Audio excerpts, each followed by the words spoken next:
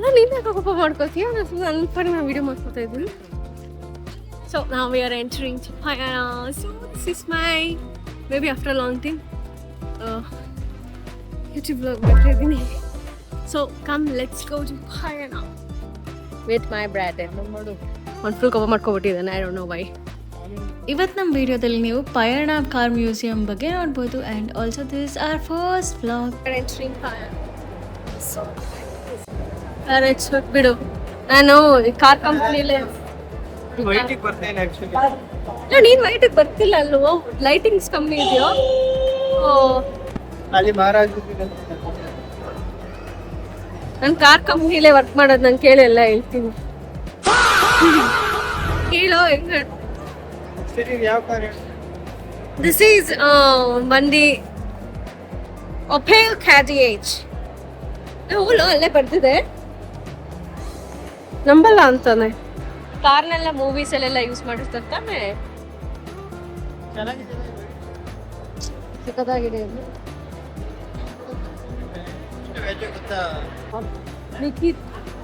ಅದು ಬ್ಲ್ಯಾಕ್ ನೋಡು, ಅದು ಫುಲ್ ರಾಯಲ್ ಗೈಸ್ ಅದು ಒಳಗಡೆ ಅಲೋ ಇಲ್ಲ, ಬಟ್ ನಾವು ಹೊರಗಡೆ ಒಂದು ಫೋಟೋ ತೆಕ್ಕೊಂಡ್ವಿ. So this was my brother's reaction.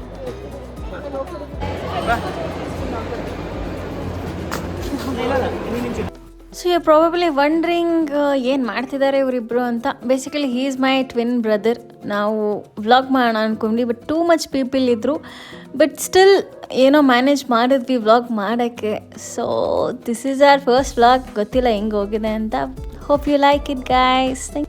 ನನ್ನ ತಮ್ಮ ಹಂಗೆ ನಿಂತ್ಕೊ ಫೋಟೋ ತೆಗಿತೀನಿ ಅಂದ.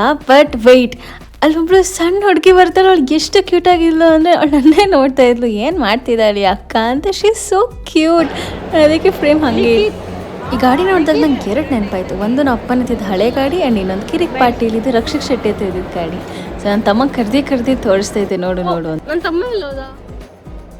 ಲಿಖಿತ್.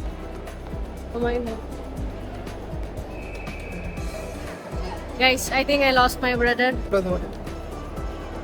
ಅದು ಮ್ಯಾಜಿಕ್ ಅಜ್ಜಿದೊಂದು ಕಾರ್ ಬರುತ್ತಲ್ಲ, ಮ್ಯಾಜಿಕ್ ಅಜ್ಜಿದಲ್ಲ, ಅದೇ ಯೆಲ್ಲೋ ಕಲರ್ ಕಾರ್ ಒಳಗಡೆ ದೆವ್ವ ಇರುತ್ತೆ.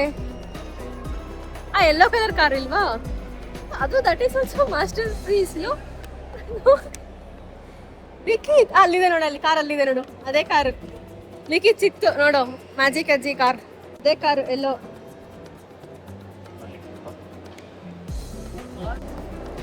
ಒಂದು ಸಾಪ ಅಂತ ಬೇಕ್ರಿ ಇದೆ, ನೋಡಿದ್ಯಾ?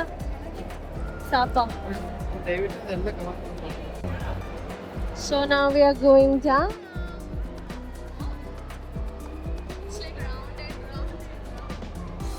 Full round ಇದೆ. Oh my gosh. Parachute. Oh, it's not a parachute, it's an aircraft, no? ಇವ್ನಿಗೆ ಲಿಟ್ರಲಿ ಏನೋ ಆಗ್ಬಿಟ್ಟಿದೆ. ಫುಲ್ ಅಣ್ಣ ಕೋಪದಲ್ಲಿದ್ದಾನೆ. But still, we should make our day successful.